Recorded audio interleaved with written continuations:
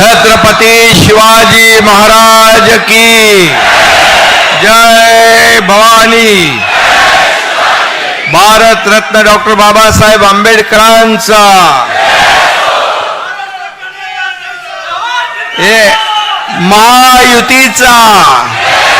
महायुतीचा आता विधानसभेच्या निवडणुका जिंकेपर्यंत काय महायुतीचा. सगळ्यांनी बरोबर लक्षात ठेवा. आजच्या महायुत झालं परत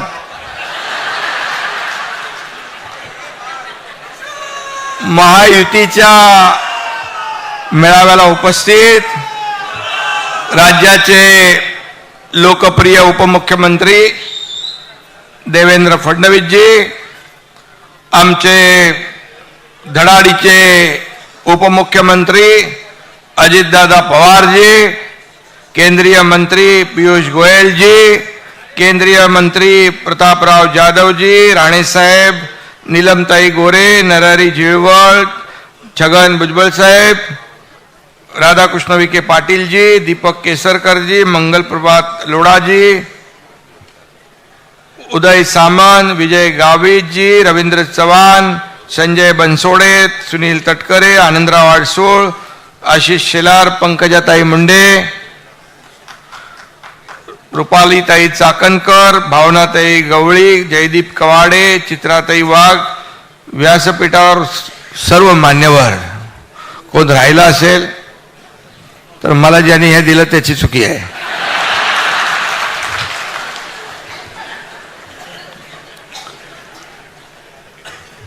खरं म्हणजे आज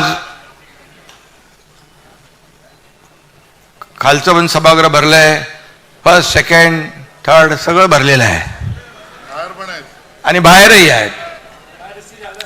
बाहर इससे ज्यादा आहे. अच्छा, बाहेर याच्यापेक्षा जास्ती आहे. स्क्रीन लावले ना पण अगदी शॉर्ट नोटीसवर एवढ्या मोठ्या संख्येने महायुतीचे कार्यकर्ते उपस्थित झाले त्याबद्दल मी आपल्या सगळ्यांचं मनापासून स्वागत करतो, मनापासून आपल्याला धन्यवाद देतो. सर्व खासदार आहेत, सर्व आमदार आहेत, पदाधिकारी, सर्व जिल्हा प्रमुख, जिल्हाध्यक्ष, तालुकाध्यक्ष, शहराध्यक्ष, महिला आघाडी, युवा सेना, सर्वच कार्यकर्ते. मगाशी देवेंद्रजींनी, अजितदादांनी पण आपल्या टीम इंडियाचं अभिनंदन केलं. मी टीम इंडियाचं अभिनंदन करतो. अतिशय आपण काल त्यांचं विधान भवनामध्ये स्वागत केलं, अभिनंदन केलं आणि देवेंद्रजी म्हणाले की कधी काय कोण आउट होईल, कधी कोण सरकार बनवेल, काहीच पता नसतो. खरं म्हणजे त्यांनाही माहीत नव्हतं की महाविकास आघाडीचं सरकार स्थापन होईल, कारण लोकांनी जनतेने कौल दिला होता महायुतीला. परंतु महाविकास आघाडीला माहीत नव्हतं की आपलं सरकार जाईल आणि महायुतीचं सरकार येईल. त्यामुळे मी आपल्याला एक शेर ऐकवतो.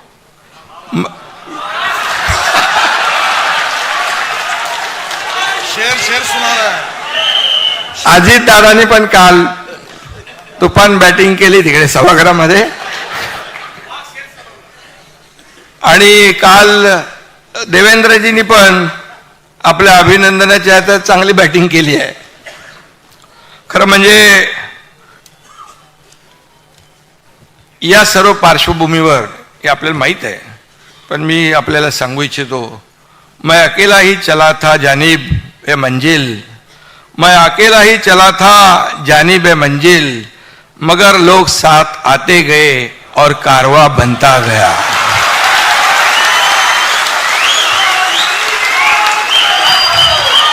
अरे अभी अपना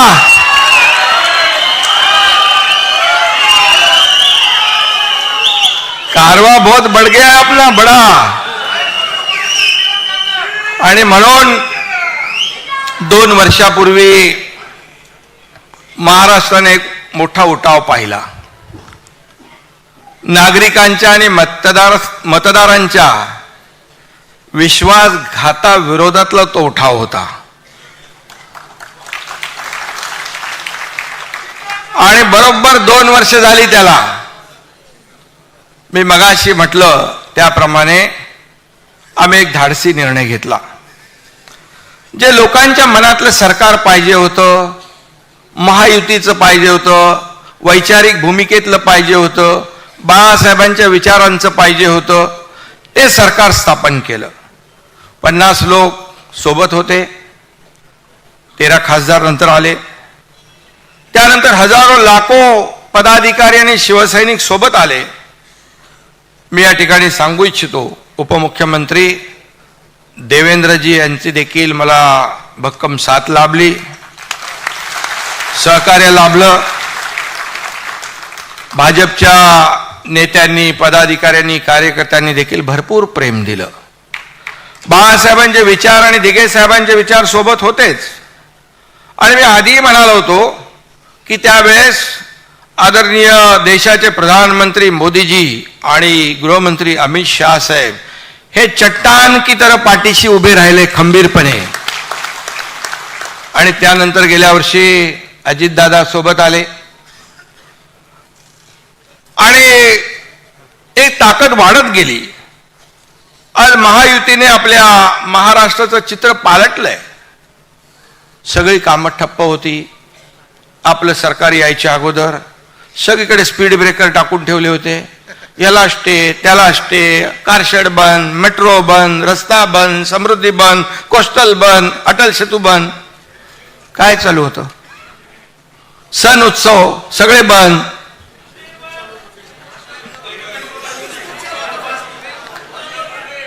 एकच चालू होतं, फेसबुक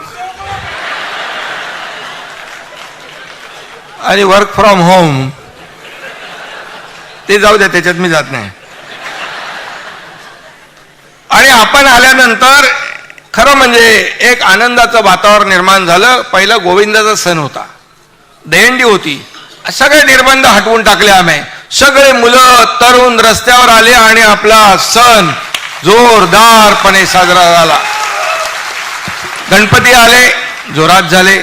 नवरात्री आली, जोरात झाले. आणि गणपतीत पण कसले नियम बियम, बोले कसले पैसे घेताय, किती मिळणं दात करून पोट भरायचं काम बंद करा. सगळं निर्बंध हटवले. नवरात्री आली, दसरा, दिवाळी. आणि आपण एक पाहिलं की राज्यामध्ये एक समृद्धी, एक आनंदाचा माहोल तयार झाला. तोही विकासाबरोबर आवश्यक आहे, कारण ही आपली संस्कृती आहे, आपली परंपरा आहे या महाराष्ट्राची. ती कुठे बंद होता कामा नये. आणि म्हणून आम्ही सगळे निर्णय घेतले.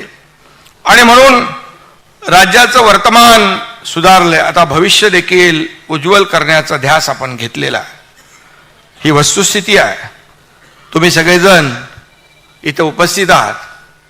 ही आमची, आपल्या सगळ्यांची, आपल्या सरकारची ताकद आहात. तुम्ही सर्व ताकद आहात. आणि म्हणून एकजूट ही महायुतीची जी आहे ही मजबूतीने आपण पुढे नेली पाहिजे. म्हणून अजितदादांनीही सांगितलं, देवेंद्रजींनी पण सांगितलं की या ठिकाणी आपण कशा प्रकारे आपण पुढे गेलं पाहिजे.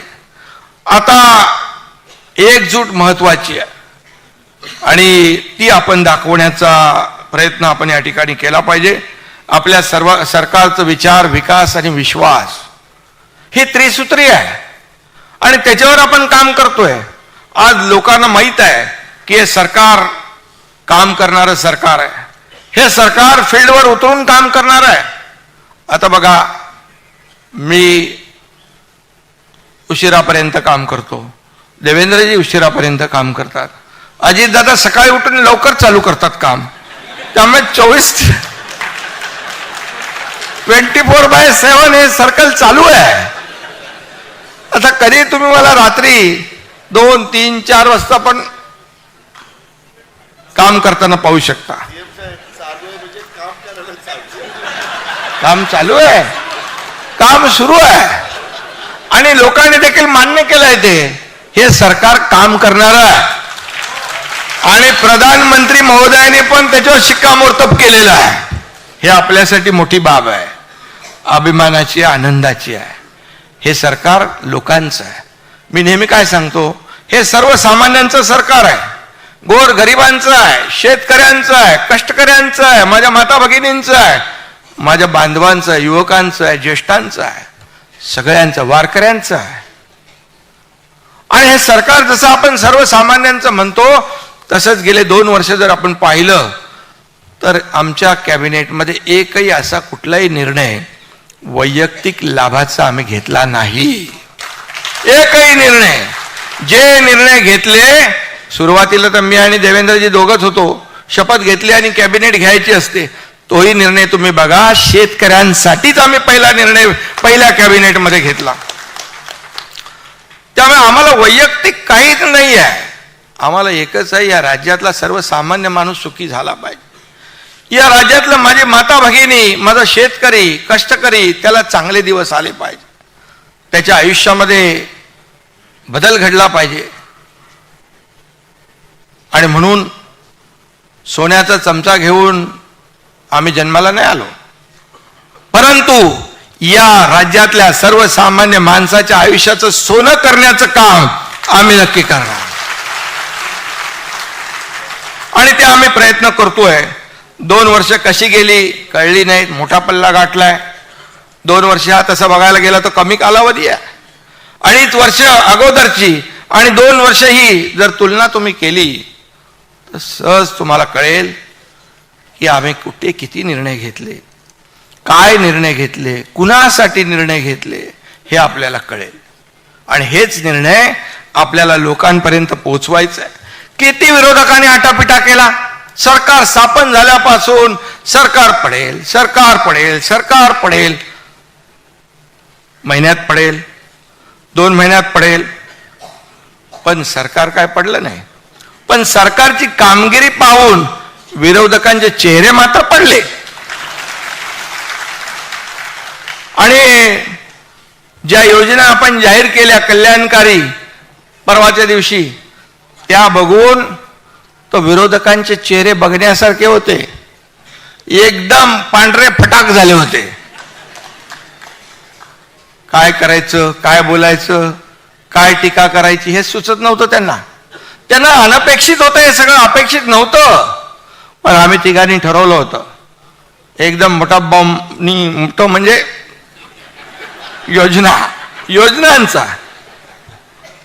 योजनांचा निर्णय घ्यायचा. आणि पार जेव्हा ते अजितदादा तिकडे अर्थसंकल्प मांडत होते तेव्हा त्यांचे चेहरे बघण्यासारखे होते, कावरे बावरे झाले होते एकदम. काय होणार, कसं होणार, काय हे सगळं खोटं आहे, हे होणार नाही, कुठून पैसे आणणार. अरे कुठून पैसे आणणार? आम्ही जेव्हा निर्णय घेतला तेव्हा तिघांनी बसून त्या पैशाची तरतूद केली त्याच्यामध्ये. आणि नियमात बसून कुठलाही आम्ही नियम मोडला नाही, RBI नाही, गाईडलाईन नाही, कुठलं काही आम्ही तोडलं नाही, सगळं नियमात बसून केलं.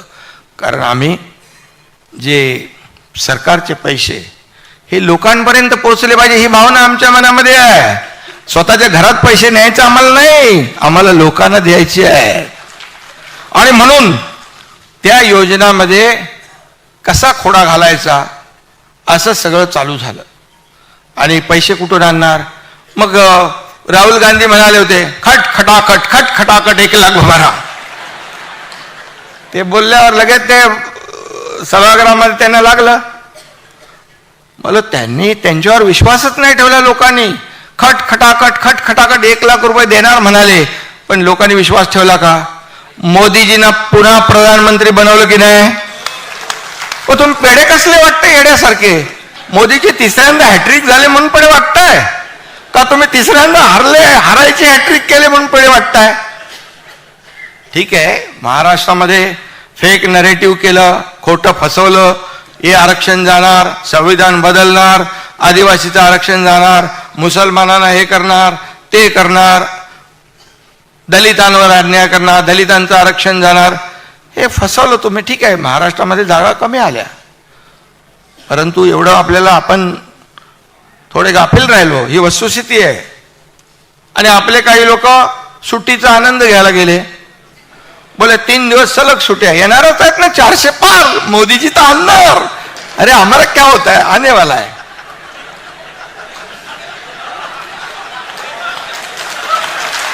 आणि तुम्ही सगळे राहिले एकदम गाफील. आणि त्यांनी येऊन ठपाठप 80% वोटिंग करून गेले.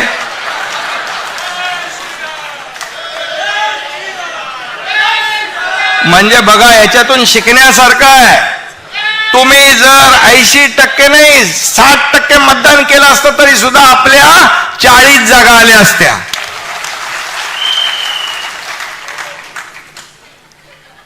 आणि म्हणून पण एकदाच फसवता येतं, परत परत नाही येत फसवता. आणि एकदाच माणूस फसतो. आता शाणे झालो आपण सगळे. झालात ना तुम्ही पक्का. आणि म्हणून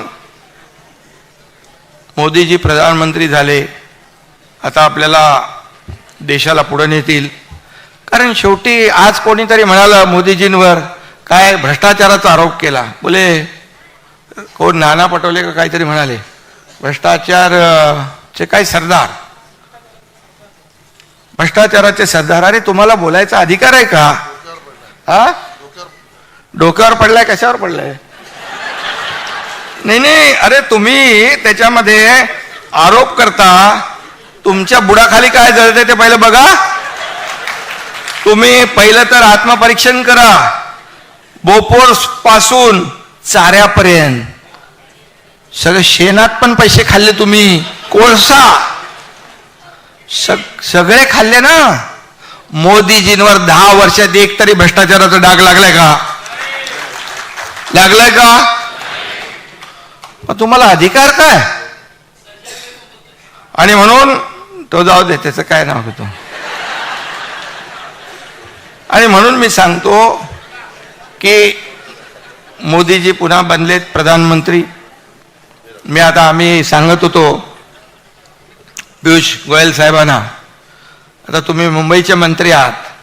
आता आपल्याला मोदी साहेबांना, अमित भाईंना आपले जे काही इथे विषय जे राहिलेले आहेत, कांदा बिंदा काय असेल तो, आता फुल प्रूफ काम करायचं आहे. आता संधी द्यायची. कारण एवढं काम आपण केलंय, त्यामुळे मी सांगतो की आपल्याला बघा, लोक कोणाला मतदान करतात. एकदा लोकसभा जाऊ द्या, ते वेगळं आता झालं ते. पण घरी बसलेल्या लोकांना का काम करणाऱ्या लोकांना मतदान करतात? फील्डवर उतरून काम करणाऱ्यांना का वर्क फ्रॉम होम करणाऱ्यांना? आपलं काय फेसबुक लाईव्ह नाही, डायरेक्ट फेस टू फेस.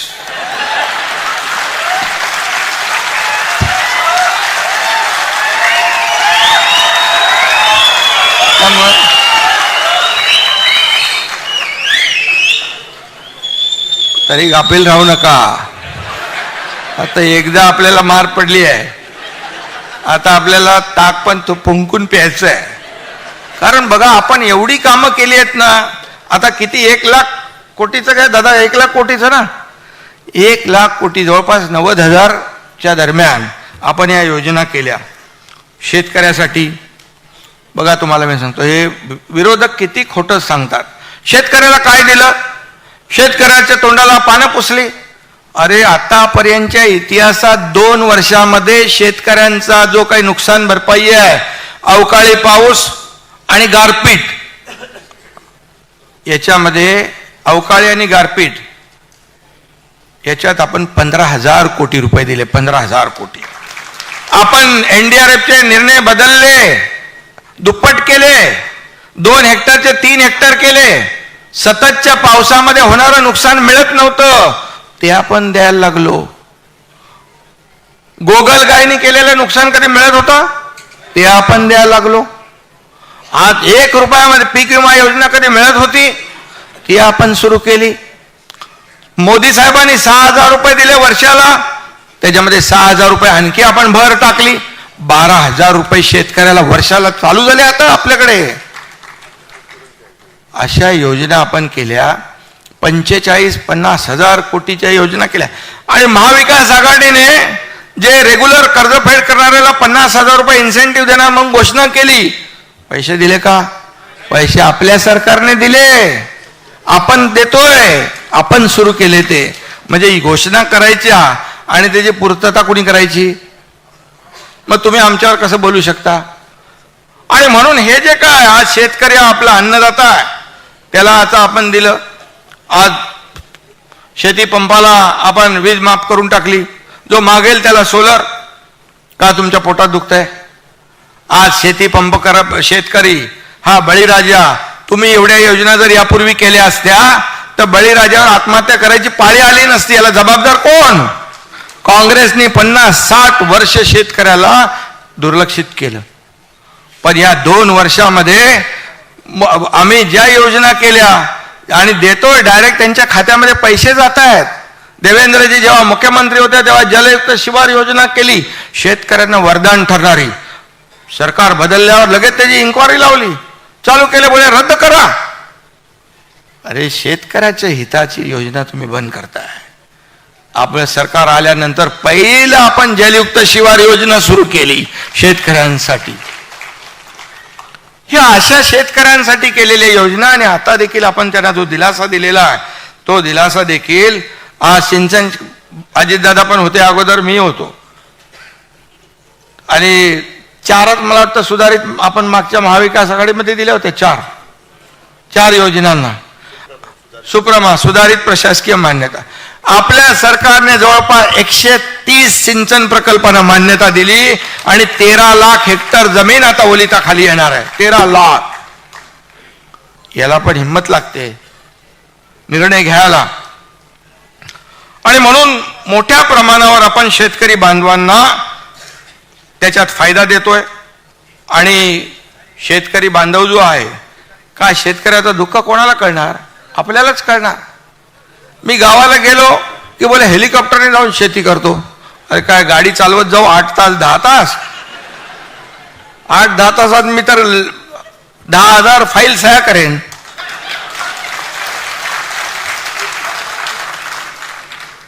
आणि सगळ्याला माहित आहे मुख्यमंत्री मदत योजना कुठली आपली, ती मुख्यमंत्री सहाय्य योजना. अरे तुम्ही 2 कोटी फक्त दिले. या एकनाथ शिंदेने 250 कोटी रुपये दिले मुख्यमंत्री सहाय्यतेने.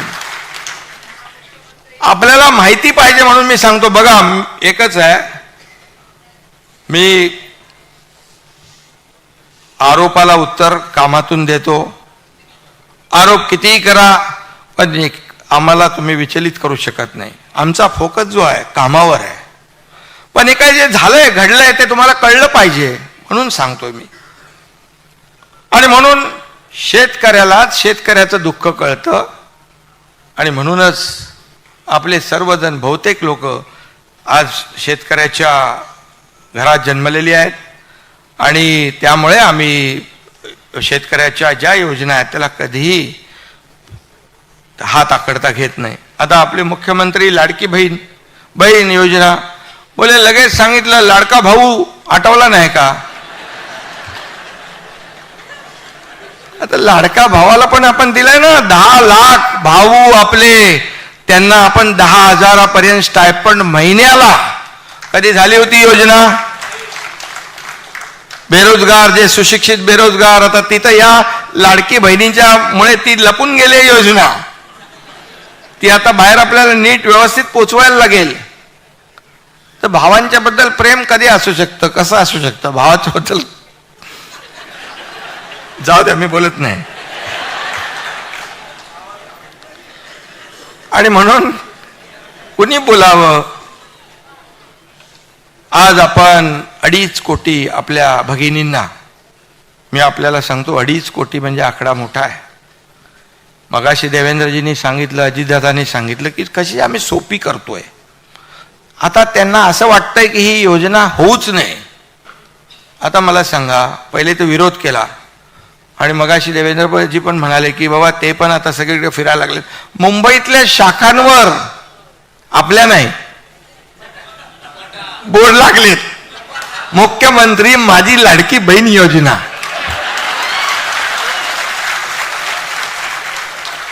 चांगलं आहे. इकडे म्हणायचं घटनाबाह्य मुख्यमंत्री, असंवैधानिक मुख्यमंत्री, घटनाबाह्य सरकार. योजनांना तुम्ही बोर्ड लावता बरोबर. ठीक आहे, चांगलं आहे. पण किती काय केलं तरी त्या लोकांना माहित आहे की देणारे कोण आणि घेणारे कोण. त्यामुळे आमचं सरकार हे दोन्ही हाताने देणारं आहे आणि देत राहणार. आज 3 गॅस सिलेंडर. आता बघा, एका घरात 2 भगिनींना आपण देणार म्हणजे 3,000 रुपये महिन्याला आणि एका बहिणीला 3 गॅस सिलेंडर, 6 झाले. आता चिंताच गेली ना पंकजाताई, बरोबर ना? चिंता गेली. चिंता करणारं हे सरकार आहे. कारण आपण बघितलंय आपली आई, आपली भगिनी, आपली पत्नी कसं त्या कसरत करायचे ते लोक, कसं गॅस संपला की काय चिंता व्हायची. आता म्हणून हे सरकार जनतेचं, माझ्या भगिनींचं चिंता करणारी आहे. तुम्हाला टेन्शन तुमचं दूर करणारी आहे. एसटी मध्ये 50% सवलत देऊन टाकली. अरे तोट्यात असलेली एसटी फायद्यात गेली. ज्येष्ठांना आपण मोफत केलंय. आज भगिनींसाठी देखील, या बहिणींसाठी देखील आपण बघा त्याच्यामध्ये सगळ्यांनाच देतोय ना. जात पात धर्म काय पाहतोय का? सगळे लोक त्याच्यात लाभार्थी आहेत. आता कसं काय तिकडे तुम्ही खोटं नॅरेटिव्ह पसरवू शकता? आता नाही पसरवू शकत. ते बोले काही लोक आता बोलतील आमची चूक झाली, तरी चूक केली तरी हे लोक आम्हाला देत आहेत. हे असे लोक कुठं भेटणार? असं सरकार कुठं भेटणार? त्यामुळे तुमचं आता खोटारडेपणा चालणार नाही. फक्त एवढंच आहे, कोणाचं ते नाव घेत आहे उगाच,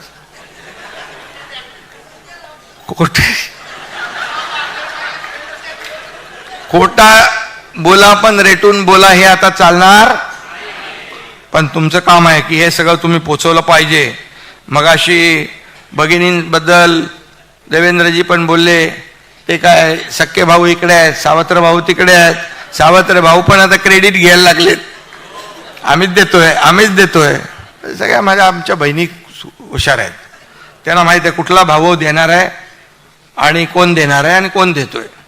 त्यामुळे याच्यामध्ये अगदी सोपं, जसं देवेंद्रजी म्हणाले तसं आपण सोपं करू. सेल्फ डिक्लेरेशन करू आणि त्याच्यामध्ये फटाफट, खटाखट नाही, पटापट त्यांच्या खात्यात जाऊ दे. गरीबी हटाओ. काँग्रेस किती वर्ष बोललो, गरीबी हटली का? गरीब हटला, गरिबी नाही हटली. पण मोदीजींनी पटापट 25 कोटी लोकांना गरिबीच्या वर आणलं की नाही? आता बघा, राजीव गांधीच एकदा बोलले होते, केंद्रातून 1 रुपया आला की शेवटच्या माणसापर्यंत 15 पैसे पोचतात. 15 पैसे म्हणजे मधले 85 पैसे कुठे जातात? हे कोण बोललं? राजीव गांधी बोलले. आता जर ते सरकार असतं तर हे 1500 रुपये आपण थेट देतोय डायरेक्ट, म्हणजे 3000 रुपये महिन्याला, 18,000 रुपये, 18 दुने 36,000 रुपये एका घरात, हे डायरेक्ट. आता दुसरं सरकार असतं तर किती? 15%च गेले असते.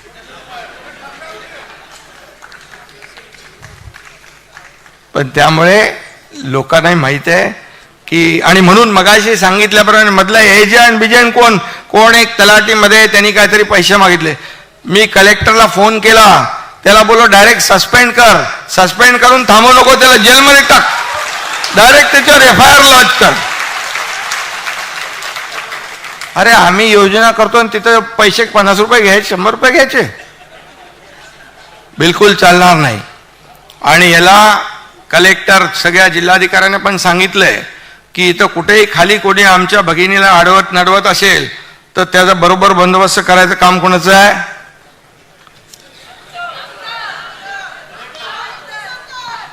नाही, तुम्हाला पण कोण भेटला असं तर त्याचं आपल्या पद्धतीने करायचं. ते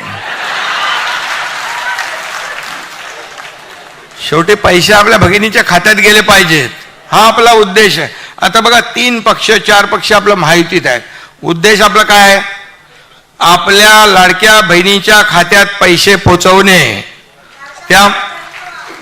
आणि म्हणून चिंता करू नका, तुमचे इथे भाऊ बसलेले आहेत, त्यामुळे टेन्शन घेऊ नका. काल सोशल मीडियावर मी एक व्हिडिओ बघितला. त्यामध्ये एक मुलगी आपल्या वडिलांना सांगत होती, माझ्या आईला काही बोलायचं नाही बरं, ती मुख्यमंत्रीची बहीण आहे, लक्षात ठेवा.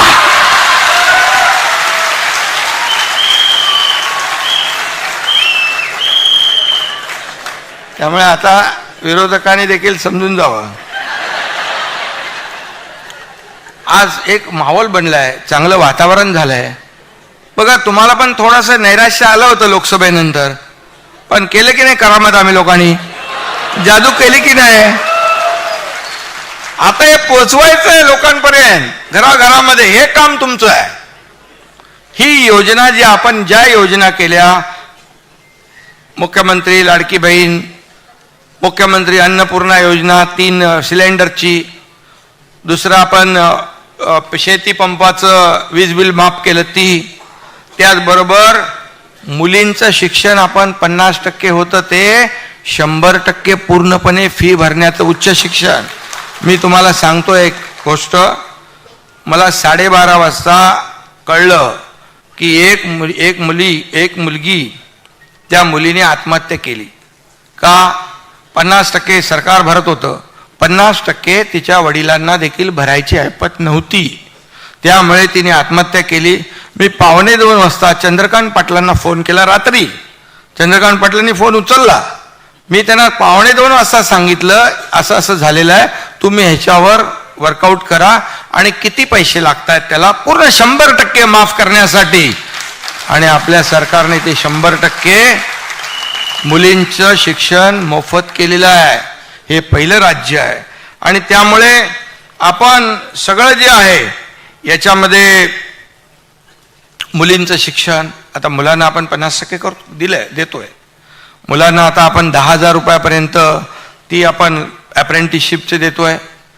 आज वारकरी संप्रदाय जो आहे, पंढरीचा वारी चालल्यात, त्याच्यामध्ये आपण सांगितलं की पहिल्यांदा प्रत्येक दिंडीला 20,000 रुपये एक आपण अनुदान दिलं. लगेच पोटात दुखायला लागलं. बोले हे काय वारकऱ्यांना अरे ते समाज प्रबोधनाचं काम करतात, दिंडीमध्ये पर्यावरण हे ते विषय घेऊन जातात. आणि वारकरी हा या राज्याचा एक प्रमुख घटक आहे. तुम्ही तर दिलं नाही, पण तुम्ही त्यांच्यावर टीका करायला लागले, सरकारवर टीका करायला लागले. वारकरी बरोबर निवडणुकीत तुमच्यावर करतील काय, त्यामुळे त्यांना त्यांची जागा दाखवतील. त्यानंतर अनेक योजना आपण केल्या. हे सगळे जे योजना आहेत, या सर्व योजना आपण त्यांच्यापर्यंत पोहोचवल्या पाहिजे. आपण सरकारने घेतलेले निर्णय, खास आजची बैठक जी, आजची ही आपली मीटिंग आहे, सभा, फक्त आणि फक्त केवळ आपल्या योजना लोकांपर्यंत, घराघरापर्यंत पोहोचवण्यासाठी आहे. कार्यकर्ता घरात नाही तर लोकांच्या दारात शोभून दिसतो, हे लक्षात ठेवा आपण. कारण शेवटी तुम्ही ताकद आहात आपली. सगळे लोक मगाशी म्हणाले, महिला भगिनींची जास्ती जबाबदारी आहे, कारण डायरेक्ट किचन पर्यंत जातात, बांधव थोडे बाहेर थांबतात. मग दोघांनी काम करायचं आपल्याला. सगळ्यांनी या ठिकाणी आपल्याला ह्या योजना ज्या आहेत, या योजना आपण लोकांपर्यंत पोहोचवल्या पाहिजे. त्यासाठी ही आपली योजना आहे. त्याचबरोबर मी एक दुसरी आपली योजना आहे, मुख्यमंत्री तीर्थदर्शन योजना पण केली. कारण काही आमदार, काही नगरसेवक आपल्या मतदारसंघातले यात्रेकरू, ज्यांना सगळ्यांना शक्य होत नाही यात्रा करणं, मग ते घेऊन जायचे रेल्वेने, बसमधून. आणि मग आपल्या मला वाटतं आमदार प्रताप सरनाईक, राम कदम वगैरे, प्रकाश सुर्वे, या सगळ्यांनी सांगितलं मला की बाबा हे करा. तर ती एक योजना केली, मुख्यमंत्री तीर्थदर्शन योजना ज्येष्ठांसाठी. तर 4 धामा जावे आणि आयुष्य धन्य व्हावे, अशा प्रकारची ती योजना. त्याच्यामध्ये पण ही योजना आपल्या विधानसभेच्या निवडणुका झाल्यानंतर विरोधी पक्षाला पण कामाला येईल, तेही तिकडे तीर्थाटनाला जातील. त्यामुळे देवदर्शनाला ज्यांना जायची इच्छा आहे ते देखील जाऊ शकतात. आणि खऱ्या अर्थाने मी सगळ्या योजनांच्या अगोदर आपल्या दोन्ही उपमुख्यमंत्र्यांनी माहिती दिलेली आहे. मी फक्त एवढंच आपल्याला सांगतो की अटीतटीची जी काही आपली सर्वसामान्यांना चांगले दिवस आणणे, त्यांच्या आयुष्यामध्ये बदल घडवणे, त्यांना त्यांचं जीवन सुखकर करणे, यासाठी आपला हा प्रयत्न आहे. त्यामुळे ही जी लढाई आहे या फेक नरेटिव्हवर मागच्या वेळेस त्यांनी काही प्रमाणामध्ये यश मिळवलंय, परंतु तुम्ही आता जागृत आहात. या सर्व याला ताबडतोब तिथल्या तिथे उत्तर द्यायचं आहे. हे खोटं आहे, हे खरं आहे. ही जबाबदारी कार्यकर्त्यांची आहे आणि ती आपण पार पाडली पाहिजे. आणि ही जर पार पाडली तरच मग आपण त्यांचे मनसुबे जे आहेत ते धुळीस मिळवू शकतो. त्यांना आपण मगाशी सांगितलं की आपण फक्त किती 20 लाख मतं मिळवली तर आपण किती 220 लाख मतं आपल्याला भारी आहेत का? आता बघा मी तुम्हाला उदाहरण सांगतो. आम्ही उबाटा आणि आम्ही समोर समोर 13 जागा लढलो, 7 जागा पण जिंकलो, धनुष्यबाण 7 जागा. आणि 2 लाख मुंबईमध्ये आपण त्यांच्यापेक्षा जास्ती मतं घेतलेली आहेत. 2 लाख मुंबईमध्ये. हे आता जे काही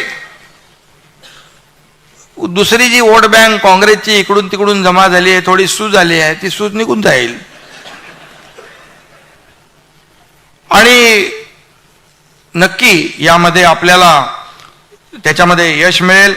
कारण या ज्या काही कल्याणकारी योजना ज्या आहेत त्या आपण घराघरामध्ये पोचवण्यासाठी जीवाचं रान केलं पाहिजे, रात्रीचा दिवस केला पाहिजे. प्रत्येक जिल्हा, प्रत्येक तालुका, प्रत्येक गाव, ग्रामपंचायत इथपर्यंत आपण गेलं पाहिजे. शेवटी तुम्हाला काय काम दिलंय? काम म्हणजे तुम्हाला सरकारने 2 वर्षामध्ये एवढी कामं केलीत की तुम्ही ताट मानेने त्यांच्या समोर जाऊ शकता. तुम्हाला खाली बघण्याची आम्ही काम ठेवलं नाही. सरकारने हे जे निर्णय घेतलेत हे तुम्ही त्यांच्यामध्ये पोचवले पाहिजे, तरुणापर्यंत पोचवलं पाहिजे. शेतात जे काही घाम गाळणारा बळीराजा आहे त्याच्यापर्यंत पोचल्या पाहिजेत. आपल्या लाडक्या बहिणीपर्यंत पोचल्या पाहिजे. ज्याला आपण सुशिक्षित बेरोजगार आहे तरुण त्याच्यापर्यंत आपण पोचवल्या पाहिजे. हाच आपला उद्देश आहे आणि त्यासाठी आपण मेहनत करण्याची आवश्यकता आहे. आणि म्हणूनच मी आपल्याला एवढंच सांगतो की एकजुटीने मगाशी पण सांगितलं, शेवटी निवडणुका आहेत, प्रत्येकाला निवडणूक लढवायची इच्छा असते. पण सरकार आल्यानंतर एखाद्याला तिकीट मिळेल, नाही मिळणार, आणि कुणाला किती जागा हे आपलं त्याच्यावर तुम्ही बिलकुल चर्चाही करता कामा नये. शेवटी सरकार आल्यानंतर सगळं मिळतंय, सगळी पदं मिळतात. सरकार आलं तर तुम्ही कसे मंत्रालयामध्ये येऊ शकता, सरकार आपलं नसलं तर काय करणार? तुम्हाला म्हणजे सरकार आपलं आलं की सगळी पदं येतात, सत्ता येते, सगळ्या गोष्टी होतात. आणि त्यामुळे आपण एकच लक्ष ठेवलं पाहिजे की या राज्यामध्ये आपण घेतलेले निर्णय हे लोकाभिमुख आहेत, जनतेच्या हिताचे आहेत. हे पटवून देण्याचं काम त्यांना करायचं असेल तर तुम्हाला घराघरापर्यंत जावं लागेल, लोकांपर्यंत पोचावं लागेल. आणि सरकारचं काम त्यांना म्हणजे त्या योजना ज्या आहेत त्याचा लाभ मिळवून द्यावा लागेल. हे आपल्याला करावं लागेल. आणि म्हणूनच ही आजची बैठक आपण घेतलेली आहे. जसं आपल्याला आता हे केंद्राचंही इथं पियुष गोयल जे आहेत, केंद्राचाही आपल्याला सरकारचा फायदा होईल. डबल इंजिन सरकारचा फायदा आपल्याला मागच्या वेळेस झाला. आपल्या अनेक योजना, आपले अनेक प्रस्ताव एकही पैसा कट न करता केंद्राने तसे मंजूर केले. त्यामुळे देखील आपण अनेक निर्णय घेतले. आज बघा अटल सेतू, आज बाळासाहेब ठाकरे समृद्धी महामार्ग, आज पुणे मिसिंग लिंक, आज कोस्टल हायवे, किती किती आपण प्रकल्प केले. नाना पटोले गेले बोले एवढे मोठी भेग पडली, कुठं?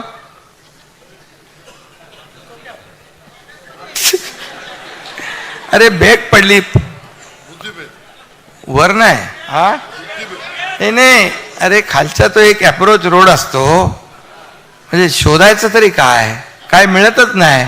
खोदा पाड निकला चुवावाली बात, असं कसं आहे याच्यामध्ये. आणि त्यामुळे सरकार जे काम करते, आज विकासाचं, ते सगळीकडे मेट्रो, सगळीकडे कामं सुरू आहेत. आणि म्हणूनच आपलं राज्य, मगाशी काय कुठला पुरस्कार मिळाला, हे आपल्या कृषी पुरस्कार, हे काय एकनाथ शिंदेचं काम नाही, आपल्या सगळ्यांचा पुरस्कार आहे. तुम्हाला मिळालेला पुरस्कार आहे, आमच्या सर्व सहकाऱ्यांना मिळालेला पुरस्कार आहे. आणि म्हणून गेल्या आपलं राज्य काल ही आकडेवारी दिली आपल्या देवेंद्रजींनी पण आणि अजितदादांनी, आपलं हे जे आपलं परदेशी गुंतवणूक पहिलं राज्य आहे, इन्फ्रास्ट्रक्चरमध्ये पहिला नंबर आहे आपला, GDP मध्ये आपण पहिला नंबर आहोत. आणि या सगळ्यामध्ये आपण जेव्हा महायुतीचं सरकार यायच्या अगोदर आपण 3ऱ्या नंबरवर होतो. आणि त्यामुळे आपल्याला हे ठासून सांगितलं पाहिजे, आपल्याला बिलकुल याच्यामध्ये जे आपण केलंय ते सांगितलं पाहिजे. आणि म्हणून मी एवढंच सांगतो, हे तुम्ही जर केलं ना तर त्यांच्या भूलथापांना कोणी बळी पडणार नाही, बिलकुल बळी पडणार नाही. लाडक्या बहिणीला आनंदाची ओवाळणी कोण कोणाला साथ देईल? बहीण कुठल्या भावाला देणार?